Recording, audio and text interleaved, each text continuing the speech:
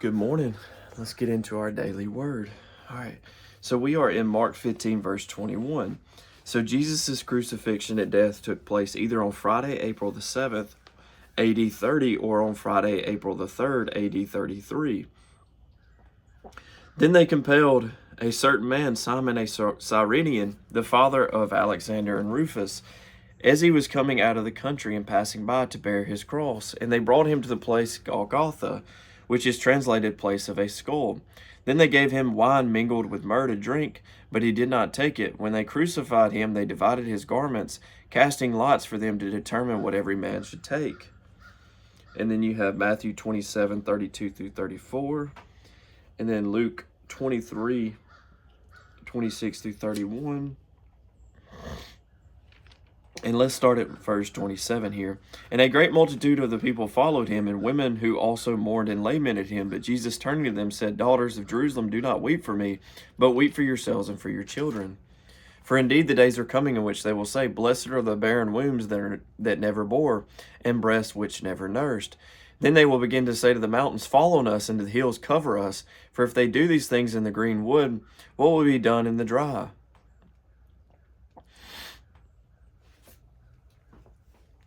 And then John 19, 17 through 18. And then also, so back to Mark 15 and verse 25. Now it was the third hour, and they crucified him, and the inscription of his accusation was written above.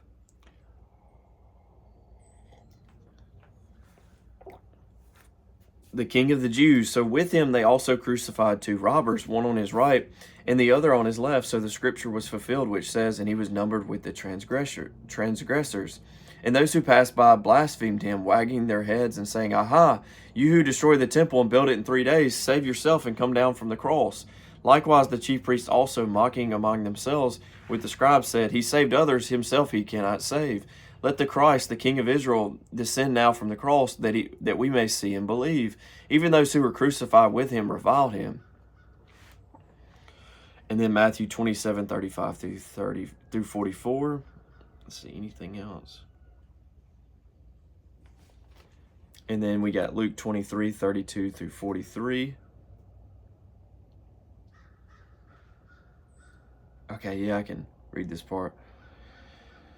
All right, it's in verse 30, Luke 23, verse 39. Then one of the criminals who were hanged blasphemed him, saying, If you are the Christ, save yourself and us. But the other answering rebuked him, saying, Do you not even fear God, seeing you are under the same condemnation? And we indeed justly, for we received the due reward of our deeds, but this man has done nothing wrong. Then he said to Jesus, Lord, remember me when you come into your kingdom. And Jesus said to him, Assuredly I say to you, today you will be with me in paradise. Now Pilate wrote a title and put it on the cross, and that's, all right, so now we have John 19, 19 through 27. They divided my garments among them, and for my clothing they cast lots. So that scripture was fulfilled from Psalm 22, 18.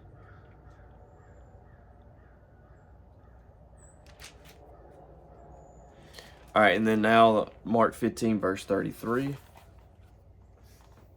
One second. All right, so Mark 15, verse 33. Now when the 6th hour had come, there was darkness over the whole land until the 9th hour. And at the 9th hour, Jesus cried out with a loud voice, saying, Eloi, Eloi, Eloi, lama sabachthani, which is translated, my God, why have you forsaken me? Some of those who stood by when they heard that said, Look, he is calling for Elijah. Then someone ran and filled a sponge full of sour wine, put it on a reed, and offered it to him to drink, saying, Let him alone, let us see if Elijah will come to take him down. And Jesus cried out with a loud voice and breathed his last.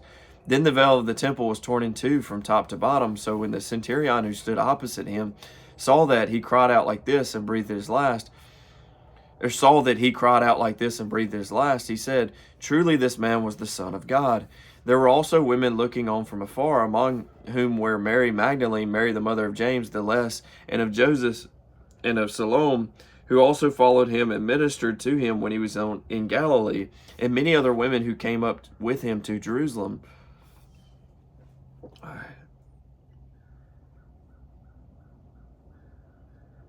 All right, and then you have Matthew 27 through 45 through 56. I don't see anything to read there. Okay, here's this. Luke 23, verse 46, and when Jesus had cried out with a loud voice, he said, Father, into your hands I commit my spirit. Having said this, he breathed his last. So when the centurion saw what happened, he glorified God, saying, certainly this was a righteous man.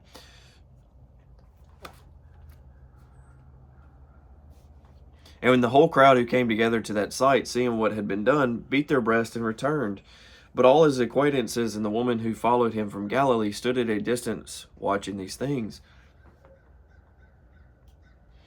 John 19, verse 28, after this, Jesus, knowing that all things were now accomplished, that the scripture might be fulfilled, said, I thirst. Now a vessel full of sour wine was sitting there, and they filled a sponge with sour wine, put it on hyssop, and put it to his mouth. So when Jesus had received the sour wine, he said, it is finished. And bowing his head, he gave up his spirit. Therefore, because it was the preparation day, that the body should not remain on the cross on the Sabbath, for that Sabbath was a high day, the Jews asked Pilate that their legs might be broken, that they might be taken away. Then the soldiers came and broke the legs of the first and of the other who was crucified with him. But when they came to Jesus and saw that he was already dead, they did not break his legs. But one of the soldiers pierced his side with a spear, and immediately blood and water came out. And he who has seen has testified, and his testimony is true.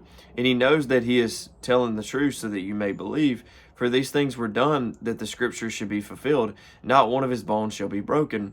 And again, another scripture says that they shall look on him whom they pierced. So not one of his bones shall be broken was from Exodus 12:46 and Numbers 9:12. Is that right? Yeah. And Psalm 34:20. And then they shall look on him whom they pierced. That's Zechariah 12:10. All right, and that concludes today's reading, and then we'll get into the burial of Jesus and concluding the Gospels for the next couple of days. And I think, yeah, next couple of days we'll finish on Friday, and then we'll pick up in Acts. So Acts will begin. So yeah, looking forward to that as well. All right, God bless. Hope y'all have a great day. Hope you're having a good week so far. Hope you continue to have a good week.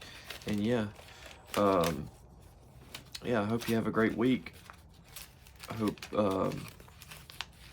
God moves this week for you. And I hope you're able to minister to somebody, or just to make a difference in somebody's life, to be a light. God bless. Hope you have a great rest of your day. Love y'all. Go in peace.